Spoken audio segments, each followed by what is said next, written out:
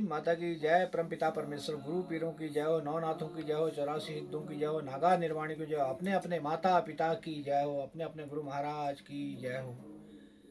जैसा कि नक्षत्रों के आधार पे 2 दिन धनतेरस बैठ रहा है, 2 दिन दीपावली बैठ रही है।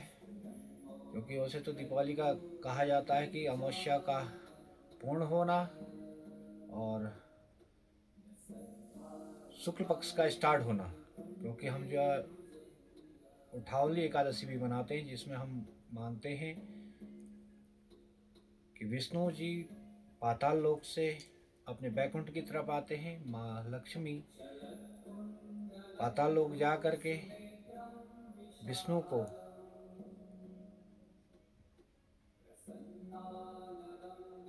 वहाँ से लेकर के वैकुंठ की तरफ आती हैं।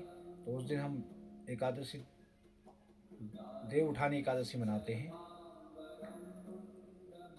और उस दिन से ही लग्नों के आधार पर शादी विवाह और शुभ कार्य स्टार्ट हो जाते हैं।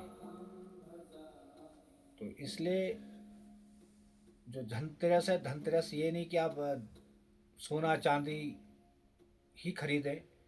धनतेरस का अर्थ है कि जो आपको सुकून दे, जो आपके जीवन में जो भी चीज़, जो वस्तु आपके जीवन में स्थिर रहे और वह सुकून दे, आपको आगे आगे बढ़ाए, वही आपके जीवन के लिए धनतेरस है। ऐसा नहीं कि गरीब आदमी का पैसा नहीं है तो वो सोना चांदी कहाँ से खरीदेगा, मगर उसके जीवन में जो सुकून देने वाली वस्तु है, चाहे वो अनाज है, चाहे वो दूध का काम करता हो, चाहे फसल का काम करता हो, जो भी जो कार्य करता है वो उसके जीवन में स्थिर होना चाहिए, वो उसको अपने जीवन में ढालना चाहिए, उसको करना चाहिए, जिससे उसकी जो जीवन में कुछ कार्य करने के लिए जो धन उत्पन्न होता है, जिससे उसको हम धनतेरस कहते हैं। यानी कि आपने गाय पाली, दूध बेचा, घी बेचा, उससे आपको धनोपार्जित हो रहा है, आपका घर चल रहा है, तो वो दे रहा है। अब जिसका पैसा है, धन है, वो सोना चांदी खरीदता है स्थिरता के लिए, स्थिर धन रखने के लिए। तो कहने का अर्थ है आज, क्योंकि हम लोग के वहाँ आज से पहाड़ों में हमारे वहाँ धान कटने शुरू हो जाते हैं। तो धानों को कूट करके हम लोग के वहाँ चूड़े बनाते हैं और चूड़े चढ़ाते हैं। अभी हमारे वहाँ भैया दूज आएगी, भैया दूज के दिन ही जो है विष्णु जी अपने वैकुंठ की तरफ आते हैं। उस दिन पाताल लोक से वो अपने वैकुंठ की तरफ आते हैं, जो कि राजा बलि को जो उनने वरदान दिया था।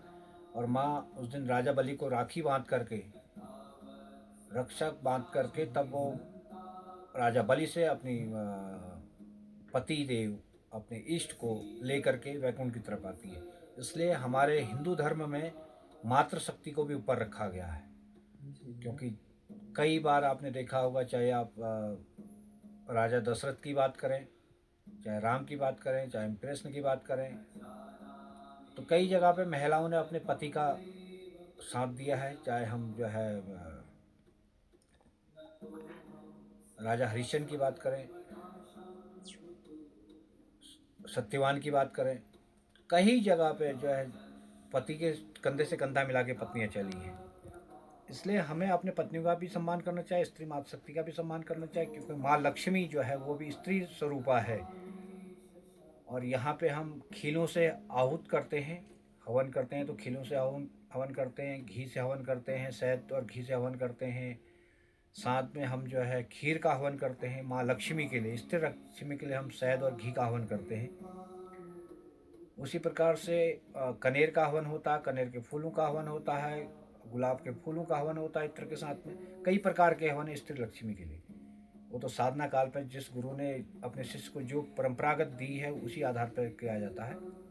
तो मेरे कहने का अर्थ है कि आप लोगों को धनतेरस और दीपावली की बहुत बहुत शुभकामनाएं। माता रानी कृपा करे, आपके घर में सुख समृद्धि वैभव यश कीर्ति बने रहे, सुख शांति बने रहे। सबसे बड़ा धन है सुख शांति का। जिस घर में सुख शांति है तो उसके घर में हमेशा स्थिर धन रहता है। और जिस घर में बहुत पैसा है, धन है, मगर सुख शांति नहीं है, और वो त्यौहार नहीं मना रहा, जिस दिन त्यौहार उस दिन घर में लड़ाइयाँ हो जा रही हैं, तो उस धन का भी क्या करना ना। तो सुख शांति सबसे बड़ा स्थिर धन है। तो जीवन में हमेशा परिवार में प्रेम के साथ रहना चाहिए, सुख शांति के साथ रहना चाहिए। वही घर का सबसे बड़ा स्थिर धन है।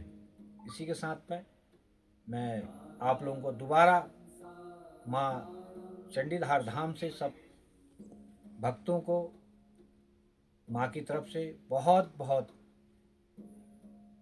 धनलक्ष्मी और दीपावली की बहुत बहुत शुभकामनाएं देता हूँ। जय माता की, जय परमपिता परमेश्वर, गुरु प्रेम की जय हो।